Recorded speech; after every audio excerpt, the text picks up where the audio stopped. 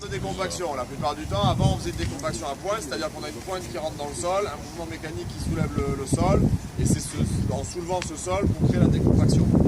Ici le principe est complètement différent. On a des lames, comme vous le voyez, qui sont dessous, qui sont en forme de V, qui font 15 mm d'épaisseur. Chaque lame, quand elle rentre dans le sol, qu'est-ce qu'elle fait? Elle pousse le sol pour se faire de la place. Et comme elles sont montées de manière aléatoire sur le rotor, quand l'autre lame arrive à côté, elle repousse le sol dans l'autre sens. C'est ce que vous pourrez voir en voyant travailler. Je vous invite vraiment à regarder, à vous rapprocher de la machine, il n'y a pas de risque là.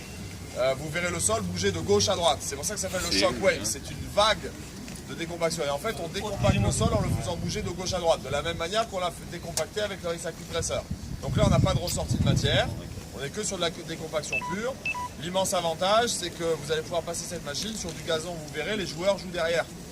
Contrairement à un vertidrin, on n'a pas besoin de sabler. Alors on peut sabler avant et faire rentrer le sable, mais on n'a pas besoin de sabler effectivement. Seule limite de la machine à ne pas utiliser en temps trop sec, dans des endroits où vous n'avez pas de capacité d'arrosage, parce que c'est sur sol argileux d'autant plus, parce que vous risquez d'avoir les fentes qui vont s'ouvrir, qui ne vont pas recoller. Donc il faut faire attention à ça quand même.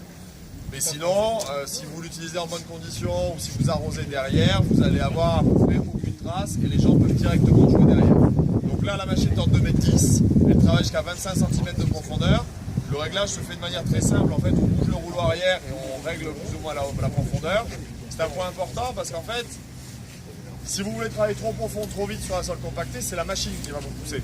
Donc là, l'avantage, quand le chauffeur sent qu'il se fait un peu pousser, il s'arrête, hop, il descend un petit peu le rouleau, ce qui va diminuer la profondeur de travail, et il continue à travailler. Et là, il n'aura plus de problème. Et au fur et à mesure qu'il va travailler, plus il va y aller régulièrement, plus il va pouvoir descendre à grande profondeur très vite.